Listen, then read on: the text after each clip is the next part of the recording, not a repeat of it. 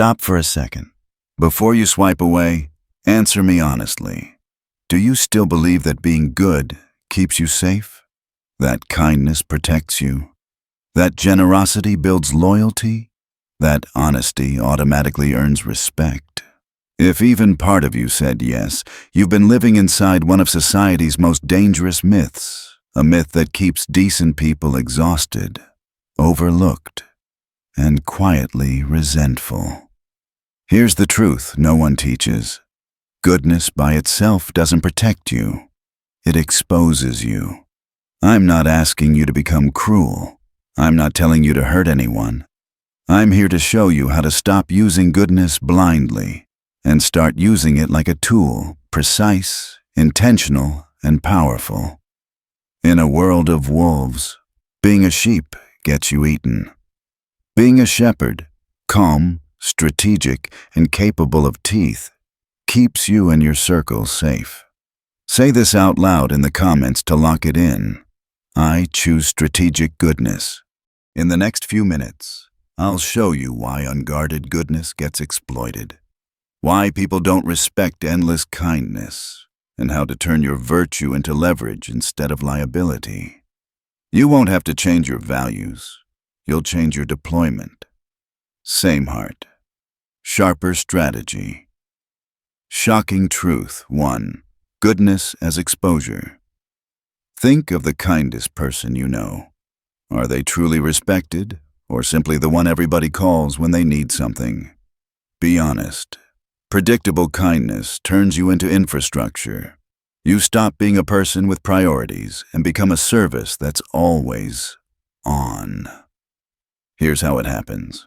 When you consistently say yes, people begin to map you. They learn your reflexes. They know you won't fight back. They trust you'll explain yourself. They're confident you'll rescue them from their own procrastination. And once your pattern is predictable, your boundaries become optional. Not because people are evil, but because humans follow the path of least resistance. You've seen it at work. The teammate who stays late, just this week, becomes the unofficial after-hours department.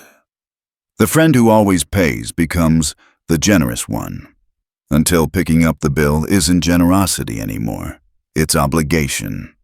The family member who never says no becomes the default solution, then the unthanked solution, then the resented solution when they finally set a limit. Here's the brutal psychology.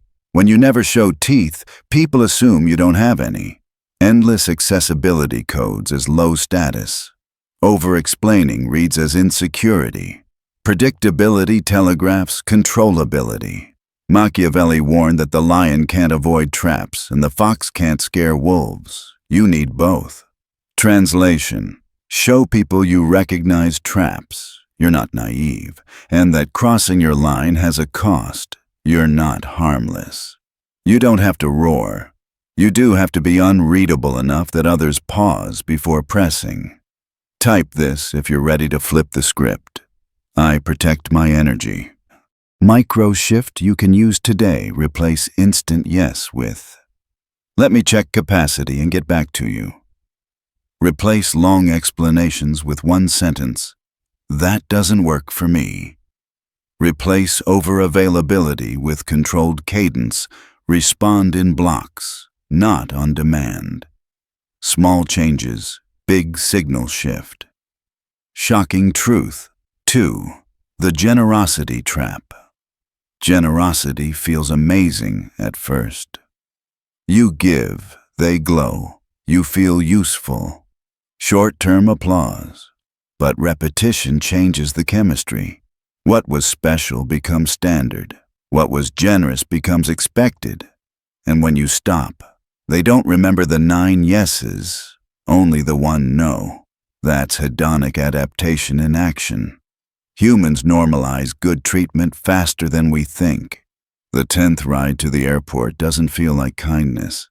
It feels like Tuesday. The 3rd time you save the project at midnight doesn't read as heroism.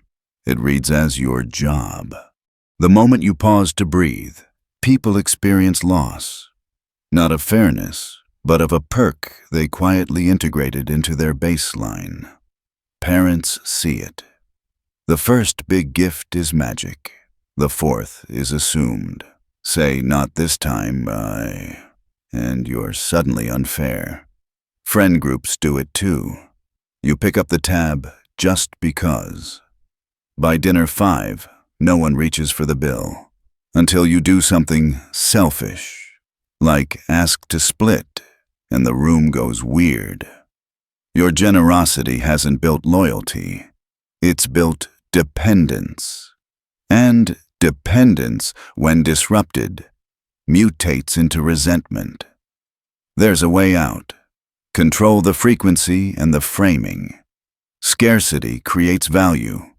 Abundance, unmanaged, destroys it. Machiavelli's old counsel. Benefits ought to be conferred gradually. Isn't cynicism. It's calibration. Pace the favors so they retain flavor. Practical moves. Set cycles. If you mentor someone, formalize cadence. 2 sessions a month. Boundaries preserve momentum. Define reciprocity, not tit-for-tat alignment. Happy to help with X if you can support Y next week. You're modeling exchange, not extraction. Praise independence. When they solve without you, amplify it. Train resilience, not reliance. And if you're worried this makes you less nice, remember, depleted kindness helps no one. Guarding your energy isn't selfish, it's maintenance. You put on your mask first so you can actually help when it counts. Type this to rewire your default. I give strategically. Let's keep going. By now, you understand how blind generosity and endless kindness backfire. But here's where it gets even more unsettling. Society doesn't care about what's in your heart. People don't judge your intentions. They judge what they can see. That's the next truth Machiavelli pointed out centuries ago, and it's just as brutal today. Shocking truth 3. The mask of virtue. The world doesn't honor genuine goodness. It honors the appearance of goodness. People believe images, not realities. They trust symbols, not motives. That's why perception management isn't manipulation. It's survival. Look at the people who rise to power. Do you think they're always kind in private? No, they're calculated. They know when to show their soft side and when to hide it. They know which rooms demand warmth and which rooms demand steel. They know the timing of mercy, the rhythm of charm, the choreography of appearances. It's not fake. It's strategic. Think about it like surgery. A surgeon may have to cut deeply and cause pain in order to heal. Was that cruelty? No. It was necessary. True leadership works the same way. Sometimes you have to make decisions that don't look nice in the moment, but produce good outcomes later. The key is balance. You show compassion publicly when it strengthens your credibility. You deliver hard truths privately when it safeguards your mission. You allow others to see your virtue, but you never let your inner strength dissolve. Machiavelli put it simply, everyone sees what you appear to be. Few experience what you really are. He knew appearances dictate respect. If you look weak, people treat you as weak. If you look strong, they treat you as strong, no matter your actual motives. So here's the move. Craft the mask. You don't abandon who you are. You choose which version of yourself the world deserves to see in each moment. Drop this in the comments to seal it. I control my image. Practical steps to control perception. Be selective with transparency. Not every feeling needs to be broadcast. Share selectively, not endlessly. Curate your presence. In meetings, speak less, but with precision. Silence builds weight. Signal duality. Show kindness and boundaries in the same interaction. Help, but also draw lines. This is the art of the mask. Authenticity filtered through strategy. Shocking truth 4. The economics of power. Here's a reality most good people ignore. Every single yes has a cost. Every favor, every hour, every ounce of energy you give away is a withdrawal from a limited account. And when the account is empty, you collapse. Your time, energy, and resources are finite. You can't give infinitely without becoming empty yourself. But many people, especially those raised to always help, never calculate the price. They think kindness is free. It isn't. Think of airplane safety instructions. Put your oxygen mask on first before helping others. Why? Because if you pass out, you're no good to anyone. Life works the same way. If you drain yourself dry helping everyone else, you become useless to the very people you're trying to serve. For years I learned this lesson the hard way. Saying yes to every request, picking up every extra project, listening to every quick problem that turned into an hour-long emotional dump. On the surface, I looked kind. Inside, I was bitter. My own work lagged. My own dreams sat on hold. And here's the irony. I became less helpful because I had nothing left to give. Machiavelli knew this too. He said, "He who wishes to be obeyed must know how to command." And what's the first thing you must command? Your own resources, your own calendar, your own energy. Without command over yourself, you'll never command respect from others. A simple rule. Every yes you say to someone else is a no to yourself. And every no you say to someone else creates space for a more powerful yes later. This isn't selfish. It's sustainable. The most generous figures in history weren't people who gave endlessly without limits.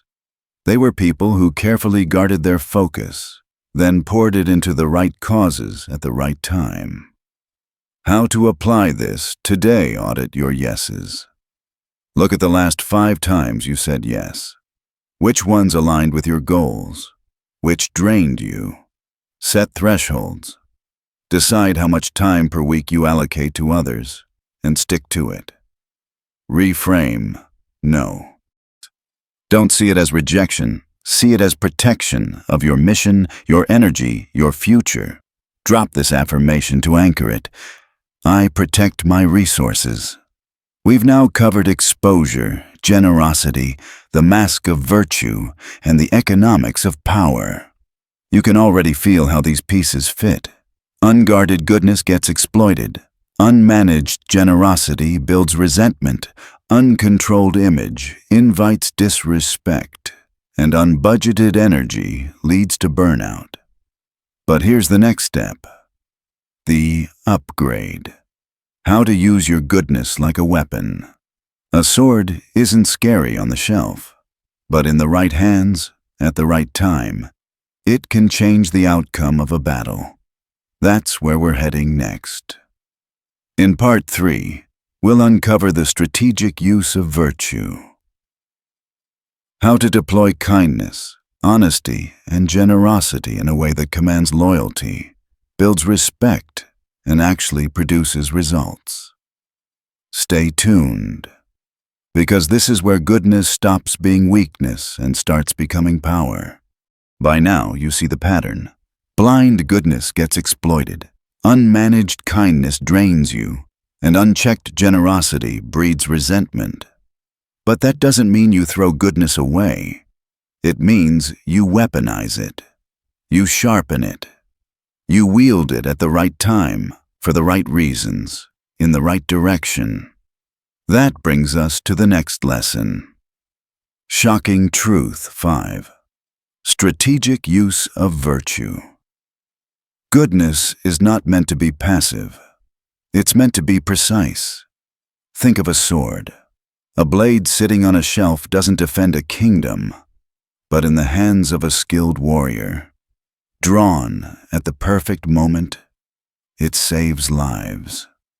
Your goodness works the same way. Instead of being nice to everyone, everywhere, all the time. Be selective. Be deliberate. Show mercy when it creates loyalty. Be generous when it builds influence. Be honest when the truth strengthens respect. Don't scatter your virtue like seeds on concrete. Plant it where it can actually take root. Look at history. Martin Luther King Jr. didn't spread his compassion thin across random causes. He directed it powerfully against injustice. Mother Teresa didn't try to help everyone equally. She chose the poorest of the poor and gave them everything she had. Their virtue wasn't weak. It was focused. And because it was focused, it changed the world. This is how you create maximum impact. Motto 1. Align your yes with your values. If it doesn't serve your mission, it's a no. 2. Check your energy. If saying yes depletes you, it's not kindness, it's self-abandonment. 3. Test for respect. If the person doesn't appreciate your effort, stop wasting it. When you do say yes, do it with full intensity. Deliver excellence. Make it memorable. Let your yes carry weight because it's rare, intentional, and valuable. Machiavelli captured this in one of his most misunderstood lines. The promise given was a necessity of the past. The word broken is a necessity of the present. In other words, sometimes honoring one commitment requires breaking another. Sometimes protecting your dream means disappointing someone else. Sometimes true kindness requires steel. Lock this in with a comment. I choose effective kindness. Shocking truth 6. The illusion of gratitude. Now let's talk about something that stings. Gratitude doesn't last. It has an expiration date. You might believe that the more you give, the more thankful people will be. But in reality, repeated favors stop feeling like gifts and start feeling like obligations. The first time you help someone, they're overwhelmed with appreciation. By the third or fourth time, they expect it. By the 10th, it's just what you do. And here's the kicker: when you stop, they don't remember the 9 yeses. They remember the 1 no. Think about it. You help your neighbor move once, they're grateful. Twice, still grateful. 3 times, it becomes routine. The 4th time you say no, suddenly you're selfish. That's not evil, that's human psychology. People normalize good treatment. What was once extraordinary becomes ordinary. This happens everywhere. At work, you stay late often. At first, people praise you. Soon, it becomes expected. The one night you leave on time, suddenly you're not committed. In relationships, you always compromise. It feels generous. Eventually, compromise becomes standard. The one time you hold your ground, you're difficult.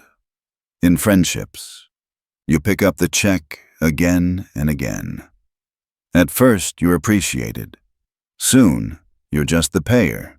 Refuse once, and eyebrows raise. That's the illusion of gratitude. More giving doesn't equal more appreciation. It often equals less. Machiavelli put it this way: men judge generally more by the eye than by the hand. For everyone can see, and few can feel. People notice what you're doing now, not what you did before. Past kindness fades from memory. Present boundaries are what they'll judge. So, what do? You manage perception. You don't stop helping altogether. You help strategically. You set boundaries. You space out your giving. You make your kindness visible but not constant. You let people feel the absence sometimes so they remember the presence. Practical shifts. Say no occasionally on purpose. It rebalances expectations. Make help conditional. I can do this if you can handle that. Not to be cold, but to keep reciprocity alive. Let absence teach. When people experience life without your help, they remember its value. Drop this in the comments to anchor it. I create lasting impact. Let's strip it down to the core. You might have the purest intentions in the world, but here's the cold truth. The world doesn't grade you on your motives. It grades you on your results. Your friends, your family, your co-workers, they don't live in your heart. They live with the outcomes of your choices, and outcomes are what they remember. Shocking truth. 7. Results over intentions. History is not a scrapbook of nice people who meant well.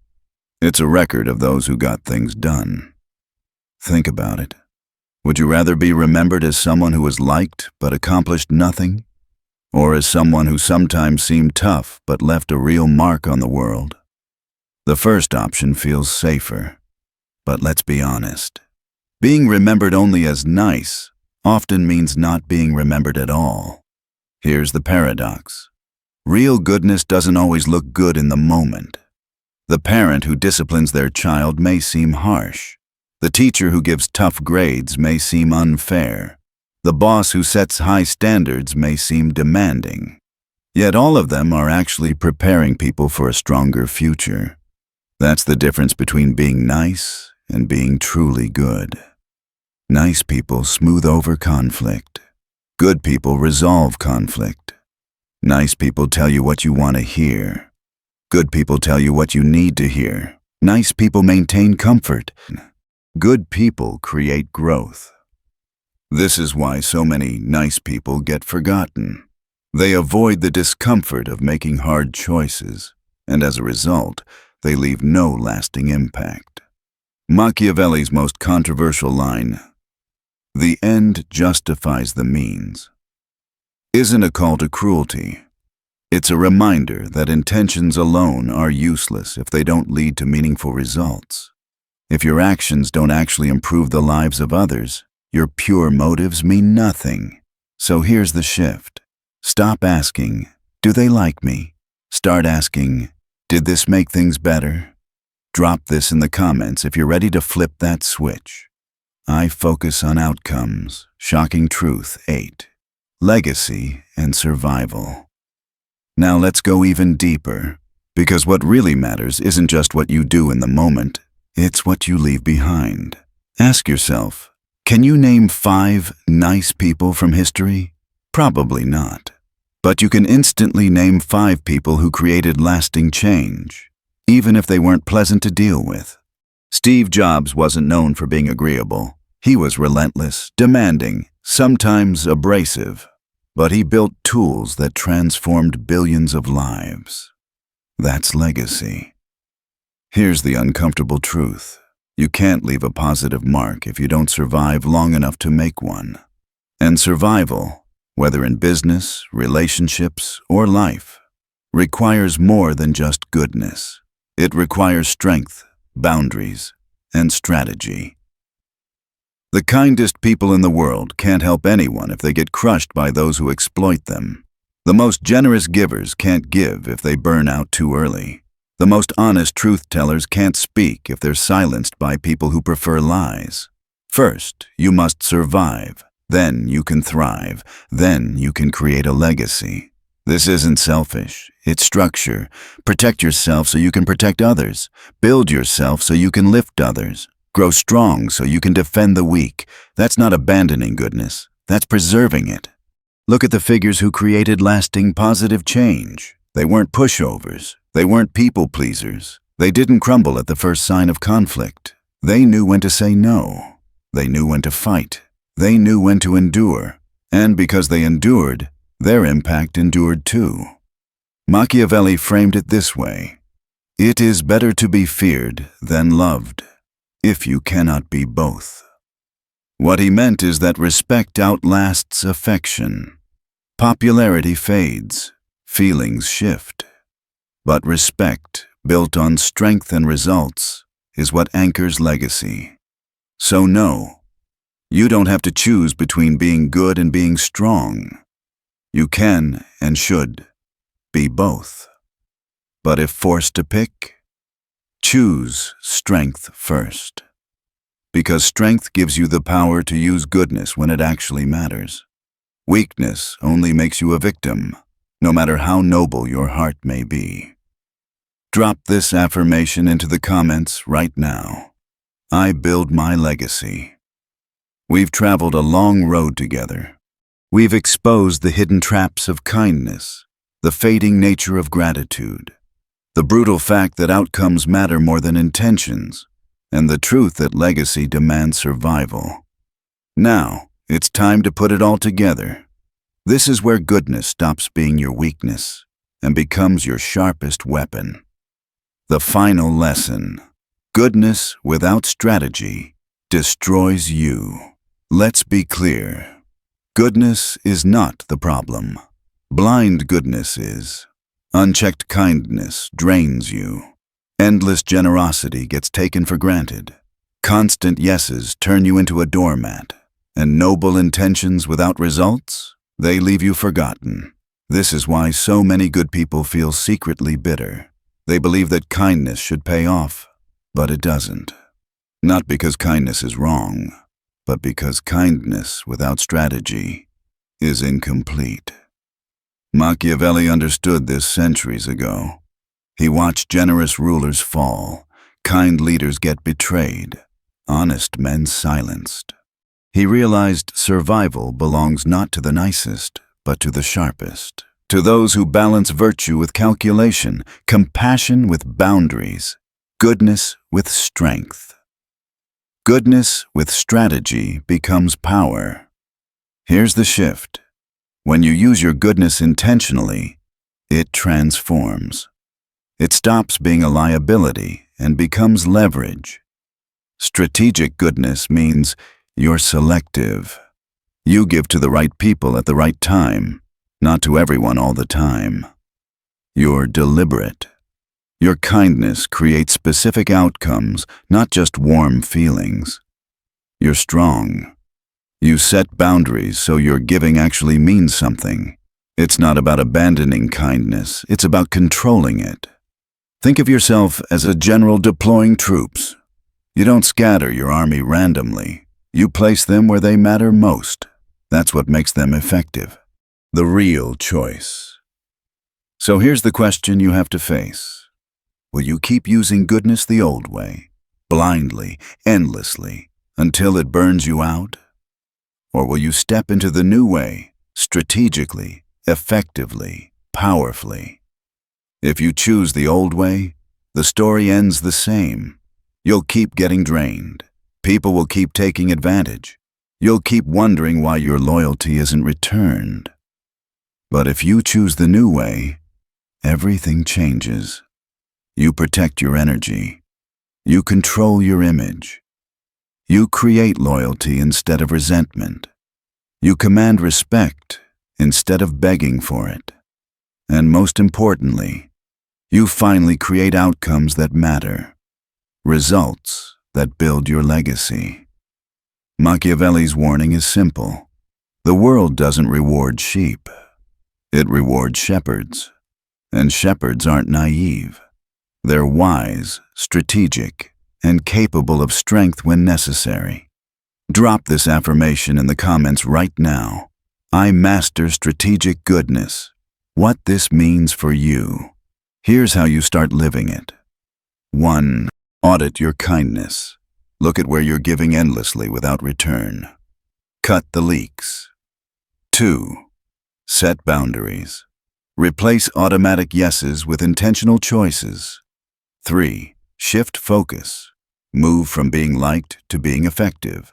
From being agreeable to being impactful. 4. Protect your resources. Time, energy, and attention are your capital. Invest wisely. 5. Play the long game. Don't chase applause today. Build respect that lasts tomorrow. When you do this, you stop being the exhausted helper in the background. You become the respected leader in the foreground. You stop being remembered for temporary kindness and start being remembered for lasting impact. The closing truth. We've covered a lot. We've seen how goodness without limits makes you vulnerable. Generosity without boundaries breeds resentment. Appearances often matter more than reality. Your energy is finite and must be protected. Virtue must be used strategically, not scattered. Gratitude fades when kindness becomes constant. Results outlast intentions. Survival and strength are the foundation of legacy. Put these together and the conclusion is clear. Goodness is not your weakness. Goodness, when mastered, is your greatest strength, but only if you wield it like a sword. So now, it's on you. Will you let blind goodness keep weakening you, or will you master it and turn it into power? Will you keep being the sheep, or will you rise as the shepherd, protecting your flock not with weakness, but with wisdom, strategy, and strength? The choice is yours. If this message opened your eyes, hit that like button. If you want more truths that challenge the lies society feeds you, subscribe and ring the bell. And if you know someone who's drowning in blind goodness, share this video with them. It might just save their energy, their respect, and their future. Type this final line in the comments to anchor it into your mind. I master strategic goodness. And remember, wolves roam everywhere. Don't be prey. Don't be a sheep. Be the shepherd. Strong, wise, strategic. Thank you for watching. I'll see you in the next one.